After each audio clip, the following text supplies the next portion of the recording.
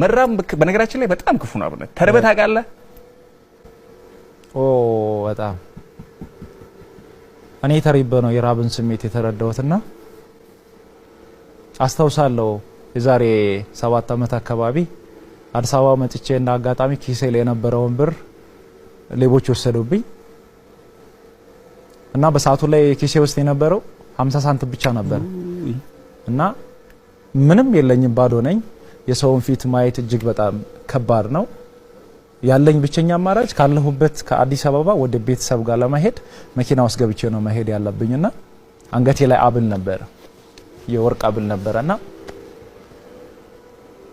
ሌላ ነገር መስጣት ስለማልችል እሱን ነው መስጣት ያለብኝ። ካንገቴ አወለኩና አንድ ጥቁር መኪና የሚነዳ ሰው እስከዛሬ ከአይምሮ አይጠፋም። ይሄንና አብል ትገዛልኛለህ ብዬ ሲወስድ እገዛለሁም አልገዛም አላለም። መስታወቱን አነሳብኝ፣ ወደ ላይ ከፍ አደረገ።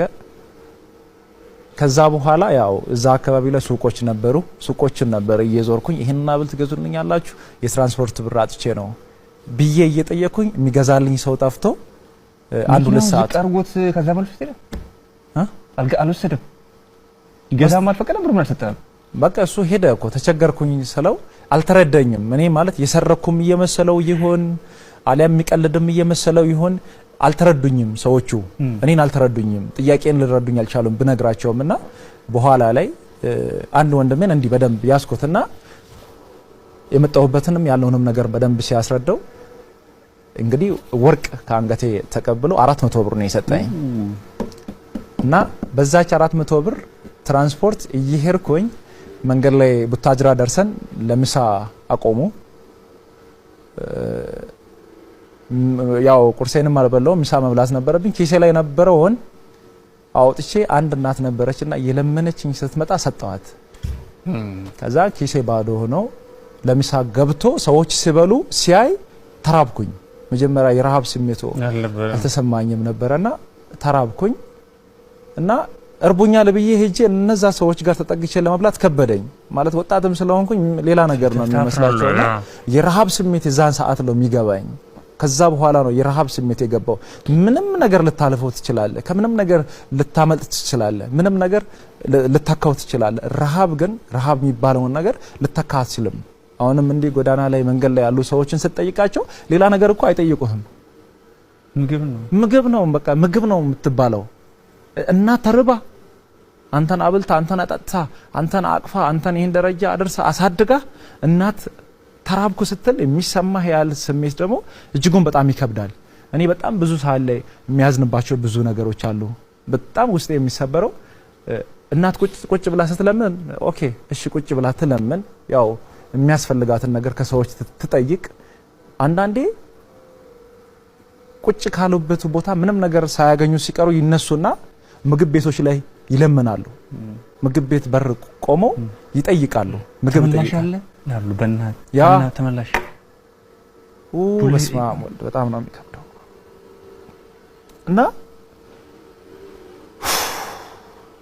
እናት ምግብ ቤት በር ላይ አንኳኩታ ቡሌ ስትጠይቅ ምግቡ ላይኖር ይችላል። የሚሰጣቸው ምላሽ ደግሞ እጅጉን በጣም ያሳዝናቸዋል፣ ልብ ይሰብራሉ በጣም። ከዚህም የተነሳ እኔ አሁን አንዳንድ ጊዜ እናቶችን ከጎዳና ላይ አንስቼ ሆቴል ይዣቸው ሲገባ ይሄ ሆቴል ለኛ እኮ አይፈቀድም ይከለከላል ማለት እንዴ ምግብ ቤት ይዛቸው ስትገባ አያምኑም፣ አይቀበሉኝም። እኔ ገና ድጋሚ አስረዳቸዋለሁ። ያ ማለት መጀመሪያ ሲሄዱ የተባረሩበት ቤት ስለሆነ መጀመሪያ ሲሄዱ ከኋላ በኩል የሆነች ሮቶ አካባቢ ለሰ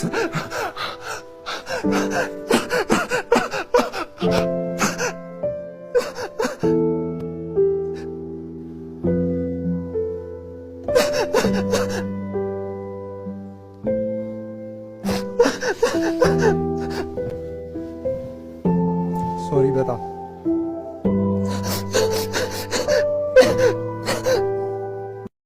السلام عليكم ورحمة الله وبركاته. الشماء أركفوني هردوفتو تفي خبجمتو تسني موتي جرجرتو نيجا كيساني alhamdulillah ani galata rabbii nagaadhaan isiniin ja'a hordoftoota fi kabajamtoota kiyya akkasi haa jechuudha wanta baay'ee jechuudha dis nama jedhu wanta baay'ee jechuudha nagaddisiisellee jechuudha nama baay'ee jaaladhuun isin qabadee dhufeen isiniin ja'a innis illee eenyu hojjetan jechuudha Pastor Habinnati jechuudha Pastor Habinnati jechuudha wallahi jechuudha hundi keenya waa hedduu irraa baratuu dandeenya jechuudha Pastor Habinnati jechuudha addunyaa tanarratti jechuudha nama baay'ee jechuudha waan gaarii ta'e tokko hojjetudha jechuudha akkuma argaa jirtan kana mashallah wallah baay'ee das nama jira jechuudha wanta keerii qabdu dalaga jechuudha akkasuma jechuudha haadhota teenya abboota keenya jechuudha warra karaarra jiru jechuudha keessayyuu haadhota keenya jechuudha ka beela'anii waan nyaataan hin qabne jechuudha beela'anii jechuudha karaarra ta'anii karaarraa kaasii jechuudha nyaachisee obaasaa jira jechuudha rabbiin nullee jechuudha warra akkasiin haa godhu wallahi nama jechuudha warra akkanatti nama gargaaru kana wallahi hawwi guddaa qaba jechuudha osoo naaf taate jechuudha akkanatti jechuudha ummata kiyya haadhota kiyya abboota kiyya bira dhaabbadhee jechuudha nama beela'e jechuudha beela baasee nama kadheebote dammoo jechuudha nama beela'e beela baasee nama kadheebote dammoo dheebuu baasi jechuudha baay'ee desna jedhan isiniin ja'a hordoftoota kabajamtoota kiyya Pastor Daawit inni jechuudha nama jechuudha baay'ee jechuudha wallahi rabbiin eebbisee hin jedhaani akka kiyyatti asmaan osoo rabbiin islaamaa kenneefi dasna jedha waan majaalatan namaaf hawan jechuudha akkasiin isiniin ja'a hordoftoota kabajamtoota kiyya baay'ee dasna jedhe jechuudha baay'ee tokkoon itti gammadeen jechuudha wallahi waan hedduu hojjetaa jira jechuudha nuti yoo maalirraa barataa jirra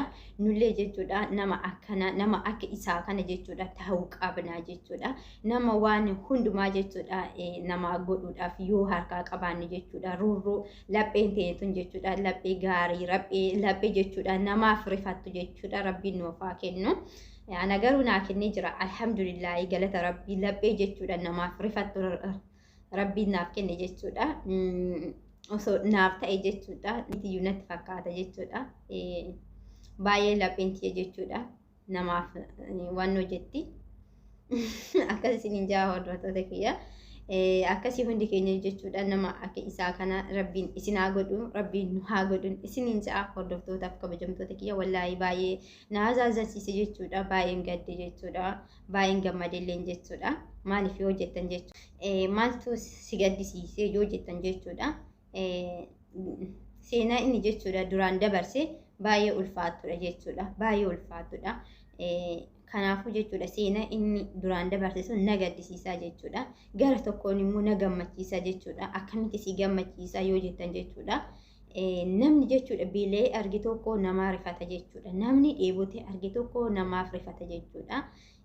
waan akkasiisan inni ofiisaatii argee waan tureef jechuudha har'a jechuudha haadhota teenya karaarraa kaasaa jira warroota beela'ee jiru jechuudha beela baasaa jira jechuudha wallaahi baay'ee tokko itti gammade jechuudha kanarratti malka wanta gaarii gochuudhaaf wanti badaan tokko yoo isinitti dhufe obboleewwan kiyya jechuudha wanti badaan tokko yoo isinitti dhufe isin barsiisa fakkeenyaaf yoo beeloftan jechuudha maaliif beelofne hin jedhina yoo rakkattan jechuudha maaliif rakkanne hin jedhina jechuudha maaliif isin beeloftanii yoo argitan nama biraa dammoo gaafa isinii darbitee bakka guddaa geessan jechuudha baqa nama beela'esan nama beela'e isin jedhu san yoo argite jechuudha rirruu ta'a jechuudha lapheen keessanii laphee jabaattu hin ta'uu jechuudha ni gargaartu jechuudha akkasuma namni jechuudha rakkina tokko argee bira darbee yoo nama rakkate tokko arge jechuudha bira taruu hin danda'u jechuudha kanaafiyyuu wanti hunduu jechuudha wal qabatee deemaa jechuudha gaarii fi badaan illee wal qabatee deemaa jechuudha badaan nama barsiisaa jechuudha wanti badaan tokko si barsiisee kara gaariitti si fidaa jechuudha wanti rakkina sirraan gahe tokko boru jechuudha nama rakkinni irra gahe akkasii yoo argite akka jechuudha garaatiin jabaanni si godhaa jechuudha akkasiin isiniin jedha rabbiin keenya kun jechuudha waan hunduma isaatiyyuu jechuudha waan nu barsiisu waan nurraa barannu jechuudha kan addunyaa kanarra jiru wanta ilmi namaa hin dandeenye rabbiin jechuudha addunyaa kanarratti hin buusne hunduma isaatu jechuudha wanta hunduma isaatiyyuu wanta namni danda'uudha jechuudha alhamdulillah galata rabbii maraafiyyuu akkas isiniin jaa hordoftootaa fi kabajamtoota sanyii mootii